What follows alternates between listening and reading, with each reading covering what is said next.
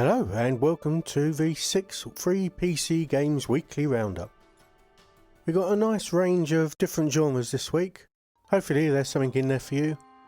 But without further ado, let's get started. We only have one free game from Epic this week. Boo!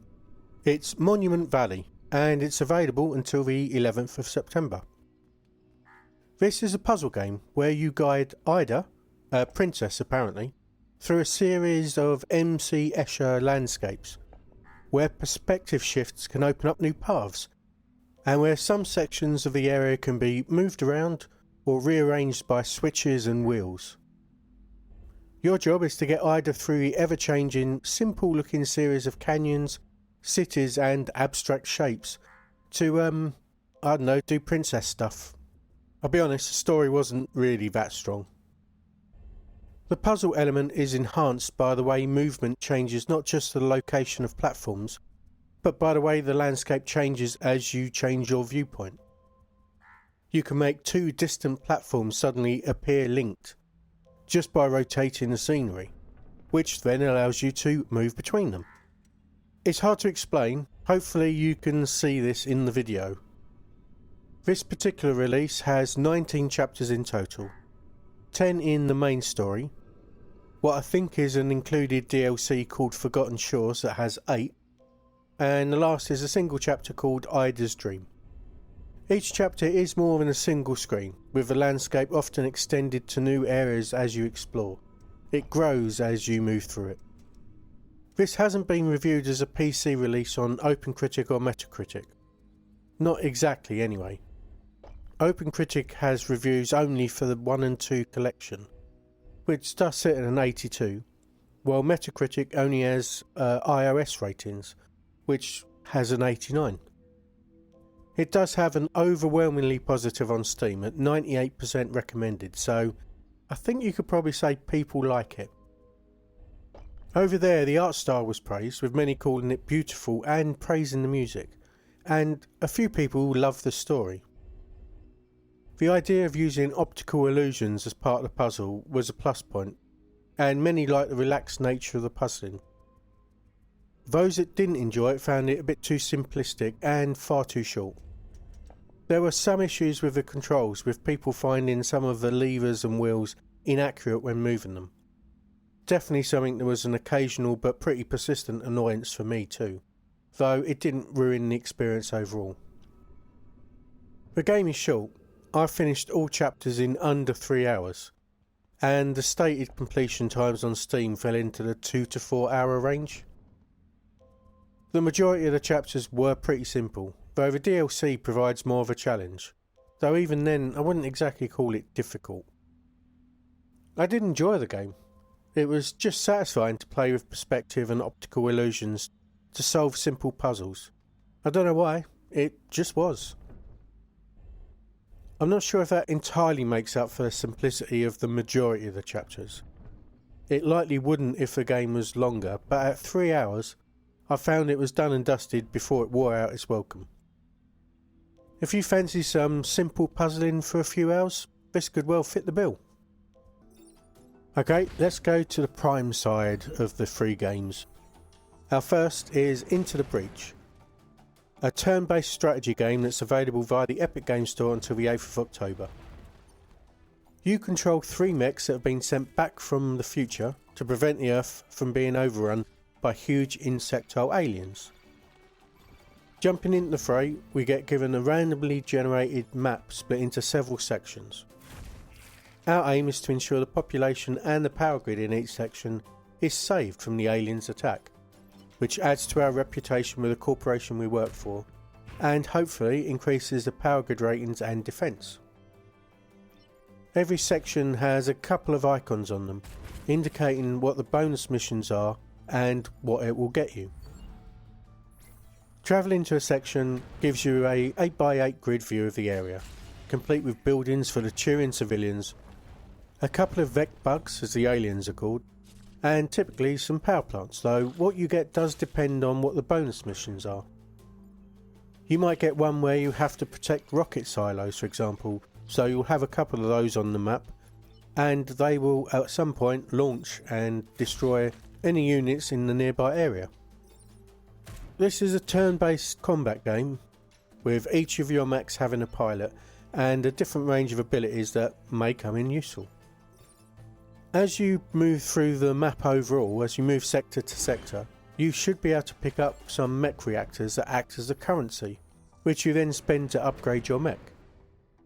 You might be able to up the damage you do for 3 reactors, for example, or add health or movement for a single one. There's also the option to spend 2 to enable the unit's special ability that varies depending on the type of unit. Your pilots gain experience too, up to a max level of 3, with each level of experience granting a new bonus. When you're in battle, if you do make a huge mistake during a turn, you do get 1 do-over per section, though it doesn't allow you to redo the initial placement of your units, so that needs to have a bit of thought put into it first. Over the course of an entire map, your energy grid is tracked, and each time the Vec destroys a building, that takes away from your energy grid rating. If your energy grid falls to 0, it's game over, it's basically your life. Though you do have the option of saving one of your pilots, so if you get one that's got really good passive abilities, you can take them into the next run. If you get to the end of a map, which is 3 sections short of the entire thing, you get a boss battle, and if you win that, you can turn some of that corporate reputation into buying new mechs, which allows you to mix and match to create your own squad setups, new weapons, or some reactor cores, or heal your energy grid up a little bit. Into the Breach has a fantastic score with the critics, with a 90% on Metacritic and an 88% on OpenCritic, though the user scores were lower with a 78 and 80 respectively. Steam reviewers rated it higher though, with a 93% recommend rating, giving it a very positive. People love the different takes on strategy that puts manipulations of your enemy's position higher in importance than raw damage, and they like the huge range of options to play with in the choice of pilots, mechs and weaponry you can mix and match in order to solve these combat puzzles. Some people enjoyed the quick battles that allow players to dip into the game in short bursts, though others found this brevity unsatisfying. Across the board it was considered a difficult game to master, though once people did figure it out, the negative reviews called it too repetitive, the positives just enjoyed themselves. Another issue for some was a feeling that they never really got more powerful as they completed maps and unlocked new equipment and pilots. All of the new stuff was generally seen as different, providing different options rather than better. And with only a single pilot moving between runs, people felt that there wasn't enough to really make it a good roguelite. The fact that on many missions there isn't going to be a perfect way to play delighted some and annoyed others. There are sometimes no good answers, just some less worse ones. I've played for about 5 hours or so, and I can definitely say it was difficult, certainly at the beginning, until I worked out that this is really a puzzle about protecting the infrastructure and your units are not that important, and damaging enemies is not that important. Then it started to come together a little bit better. I have completed a couple of runs and I am finding that there isn't that much power progression as such. This game isn't about becoming more powerful, it's about getting more options in order to solve the puzzles that are there. I'll point out that I did get a crash during my playtime, which is a bit concerning given it was only like 5 hours. I would recommend this to puzzle fans who want a new take on the way puzzles are presented. And if you are a strategy fan and are looking at this, be aware that it's a puzzle game and it might not be exactly what you're thinking. I enjoyed myself though, I think this is a good game.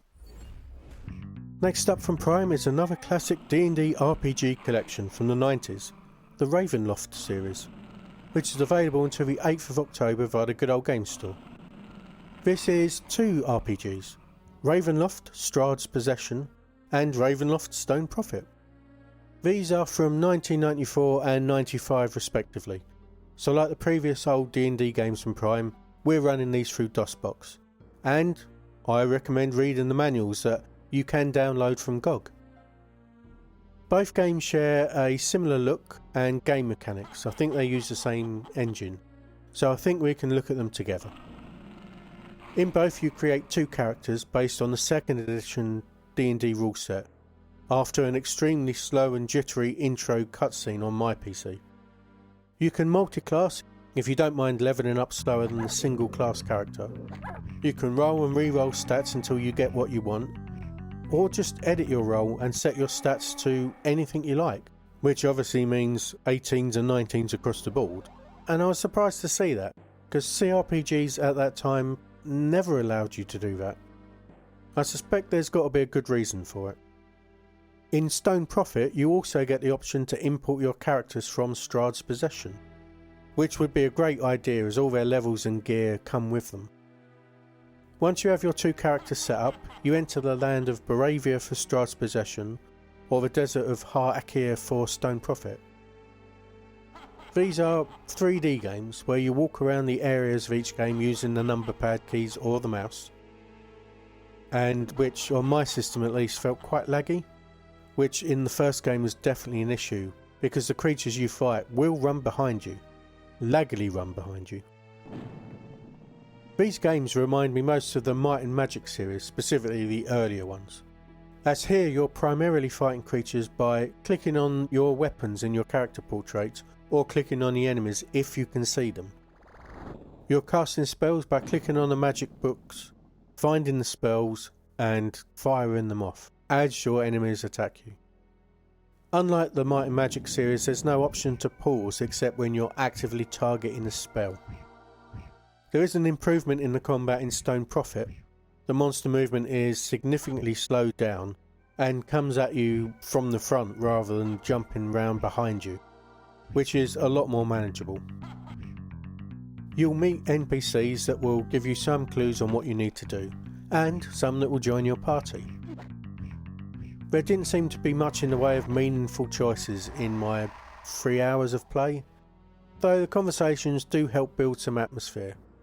There isn't any real character advancement in either game, as such, not what you'd expect from a CRPG.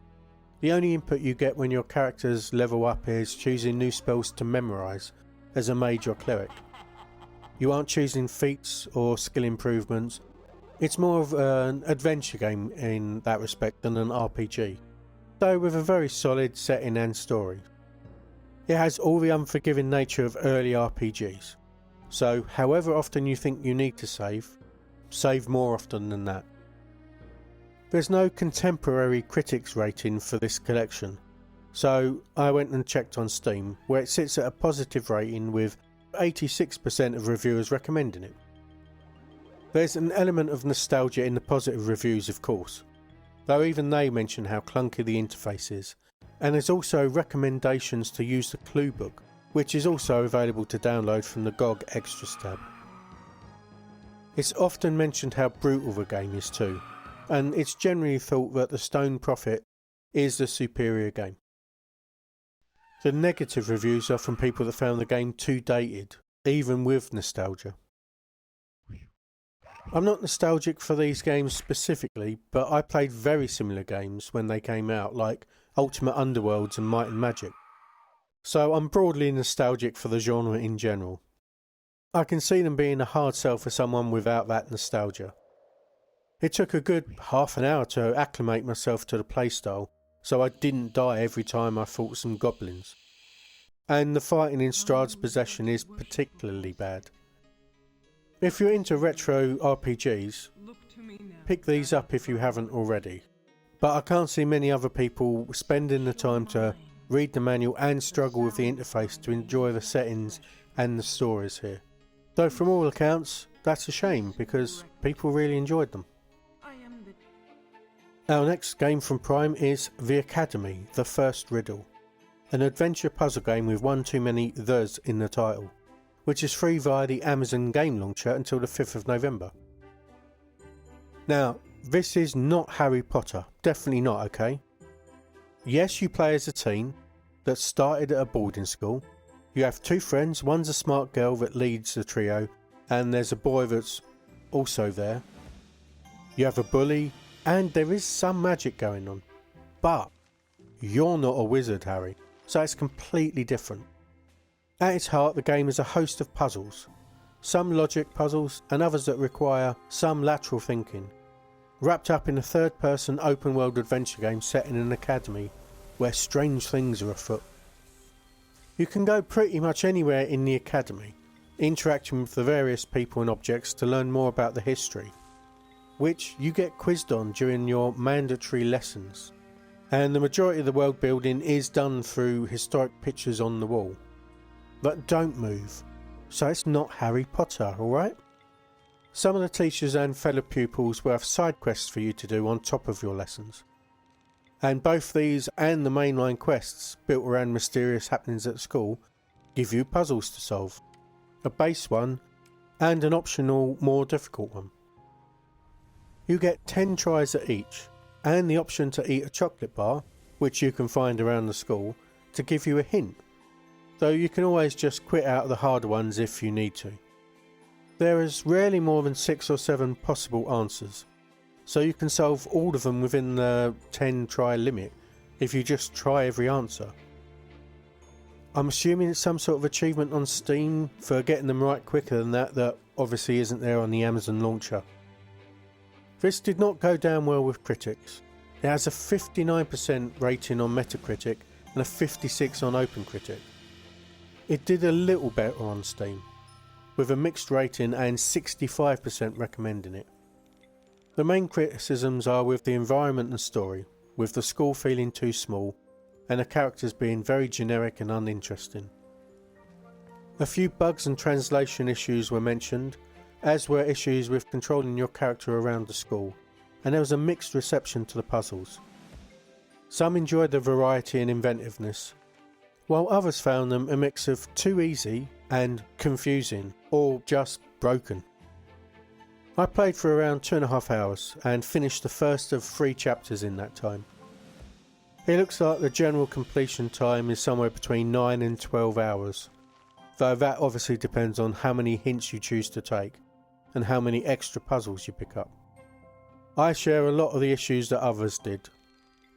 The story is fine, though it's aimed at a younger audience than me, but the characters are a bit flat.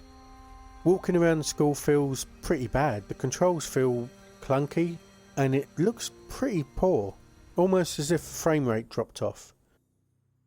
One reviewer said the world looked gorgeous, by the way. I don't know why someone would say that. It looks like a game from a 2-generation old console, where they didn't try that hard. The puzzles are so weird. Some are decent logic puzzles. Some require a bit of lateral thinking and can be fun to work out, and some make no sense whatsoever, and some are just incredibly easy.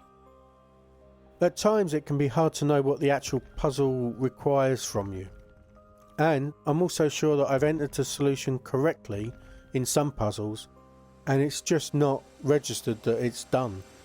If you want a good puzzle challenge, the large range in quality and type of puzzle might be an issue. Though since you can brute force the ones you dislike, the good ones might make up for it. I'm saying that with a higher pitch at the end because I'm not sure. The story and movement around the school might work for you, but since it's aimed at a young age group, it may just as easily be an unwelcome requirement for getting between puzzles. It's too varied in both puzzle and story quality for me to recommend. Though I didn't completely hate my playtime. I'm not playing any more of it, but it wasn't terrible. What a ringing endorsement. Next up from Prime is Sid Meier's Civilization 3 Complete, that's available via the Good Old Game Store until the 5th of November. Civilization is such a long-standing and well-regarded strategy empire building game, it feels like I don't need to explain it to anyone. But I'm going to, because Prime Gaming might well be bringing new players into the gaming fold, so there might be people who are completely unaware of the game. You start the game with settlers in 4000 BC, and you can use those to build a city in the best location you can find. From there, you build new units to explore the world, earn a mix of gold, food, science and shields, and look to build an empire. Food is used to grow your cities, shields are used to make new units and buildings. Science is used to discover new technology which opens up new units and buildings, and gold is used to speed things up. You have to keep your population happy and healthy or they will revolt, so you need to adjust your taxes between each of these currencies. Other civilizations exist in the world and you'll need to keep diplomatic relations cordial with them unless you want to go to war. What science you choose to research, what buildings you create in your cities, and how you manage your units and diplomatic relations is key to how well you do in the game. When and where to build new cities is an important part of your success. There is a Civilpedia that will explain everything in the game, accessible at any time, though I think the game would have benefited from some tooltips in general play. The information is always there, you just need to look for it, which makes it more of a slog for new players. There is a lot of customization available to tailor your games exactly how you want, and in the Civ content menu option, you can open up a selection of pre-built worlds with specific map sizes, rules and possible civilizations, if you don't want to create your own. Multiplayer is available with options for internet, which didn't work for me, not surprising, local area networks and hearty, i.e. sharing a PC one at a time, or by email. There are even more ways to get a unique experience with quick starts, conquests, and the previously mentioned ability to change almost anything about a game. The Civilization series are games that, if they work for you, will give you that one more turn feeling until it's suddenly 4 AM and you need to go to bed, after you've finished taking this one more city. There are so many different levels of difficulty, you can make the game as easy or hard as you wish.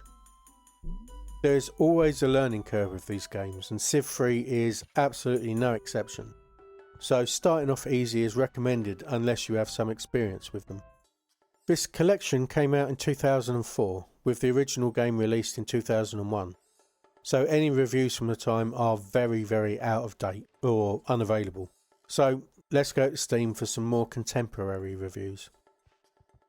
It has a very positive rating with 91% of people recommending it, and the playtime on some of these reviews tells an interesting story. There are people with thousands of hours played, I've seen one with 10,000 hours, and lots in the hundreds of hours. There are quite a few people claiming it as the best or second best in the 6 entries in the series that was available at the time of review. Civ 7 was released not so long ago. People had issues with the AI being slow during the endgame, which they said was mitigated a little bit by modern PCs. And the AI was also judged as likely to gang up on the player more than it should. Other negative reviews I've seen focus on 3 things. The crashes that seemed to stop a lot of people playing, the end user license agreement that was released that people felt was too intrusive, and the combat being illogical. There is a commonly cited example of a spearman beating a tank, which is definitely possible, because there's a lot more to combat than just direct stats that the units might have. Terrain can give a significant advantage, as can the option to fortify a unit, which along with random chance does mean seeing some crazy sounding fight outcomes. All of these extra things of course adds to that learning curve. I played the first 2 Civ games when they came out, and I played them a lot. This felt like more of the same, but I think with more options to tailor the game setups. So for me, there's a big element of nostalgia here, and I love the first 2, I like this one, because it feels the same. From a modern perspective, the UI isn't that great. It could do with being a bit clearer, but it's nothing that really held me back that much. Obviously I'm dodging the learning curve, having played the first 2, because all of the units and the research and all the concepts are very familiar to me. But I don't want to discount how big an issue this could be. I felt the same with Endless Space that I covered in the second weekly roundup, of just feeling a little bit lost and not sure what was going on. The Civilpedia does help with this, and you can plan out your research to the end of an age. I do think the game would benefit from a bit of a bigger tutorial though. I don't remember seeing one that much. If you want to get into these empire building strategy games, Civilization 3 Complete is a good option, I think. It's still relatively simple compared to the later games, but obviously be ready to do a lot of learning to figure out how to play well. Empire building strategy game fans, this is still a fantastic game, so I recommend you picking it up too. Our last game this week is Heroes of Loot 2, which is available via the Good Old Game Store until the 26th of November. This is of course the sequel to Heroes of Loot that we looked at last week, and it looks like the developers have taken some of the criticisms to heart and tried to fix them. Not my criticisms, the ones that the game got at the time. As before, this is a twin-stick pixel art arcade shooter, though this time you get to choose two characters to play with, one ranged and one melee, which you can switch between as necessary. Each levels up separately, as you kill the set number of spawned enemies on each procedurally generated level, on your way to the 50th level to kill a super boss. As you finish a run, a meta progression player level increases, and special class cards that you may have collected are saved between the runs, but nothing else. Those class cards power up the 8 character classes, though only 4 are available at the beginning of the game. You need to get all of the cards for each new class. There are more items available to be picked up in this sequel, beyond the healing and XP potions, gold, and a couple of magic spells from the first. You now have 4 inventory slots per character and can pick up runes, weapons, keys, shield, potions, a bunch more things. Along with this additional variety of items, locked gates often need something other than keys to open to get to the next level. They may need a bomb to be fetched and thrown at them, or a mini-boss killed, or an idol to be replaced. There are also more traps all over the place, though they're far more deadly, annoyingly so in fact. A major issue people had with the first game was how often it would drop you into a large area full of ranged enemies that would just mince you. Well, each level here starts you in a safe area, giving you a chance to get your feet underneath you before the monsters start charging at you. There is however arena levels that do just that sometimes, and it's just as annoying and almost as impossible to survive. The game now has a bestiary that will tell you the danger, speed and what the weakness is of every creature once you've killed enough of them. And for many of them that's 100, so you probably know those things already by the time you get there.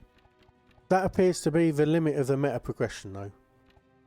The quests from the first game are gone, replaced with the door unlocks, though the shop is still there. They've added NPCs with level warp that will let you enter different maps for a single level, or skip a level or two.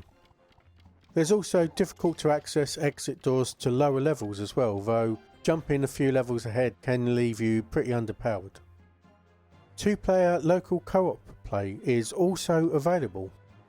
As with the first one, I'd recommend controllers though, so have 2.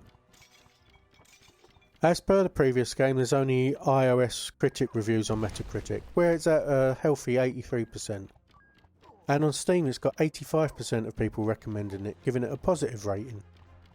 People enjoyed the fast-paced nature of the game and the increasing difficulty, though some felt there was an unexpectedly large spike early on that was an issue. Those that loved the first game enjoyed the changes made here, and even those that gave negative reviews agreed that this is an improvement upon the original. Those negative reviews generally found the game uninspiring and thought the unlocks were underwhelming. Some also found the lack of loot in the game, with loot in the title, both misleading and ironic. I ended up playing this for about 8 hours because I really wanted to work out what the unlocks did, as it wasn't clear from the game. They are somewhat impactful, a bit, not a huge amount. The game is harder than the first. It took me a long time to get to level 30 in the dungeon, but I'm still far away from unlocking any of the extra characters. and I'm starting to tire of the game. As with the first, the meta progression doesn't really make me want to continue. Although, talking of continue, you do now get to restart on the level you died at, rather than have to replay a new dungeon from the beginning, which is quite welcome. It's not always helpful, but it's a nice quality of life improvement that is indicative of the whole game's improvement. It's definitely better than the first, though I'm still not really recommending it, unless you like the first. There's just not quite enough to it for me. Okay, we've done it everyone. We've finished another weekly roundup. If you enjoyed it, please do give it a like and consider subscribing. But otherwise, I'm out. Thanks for watching, and I'll talk to you soon. Goodbye.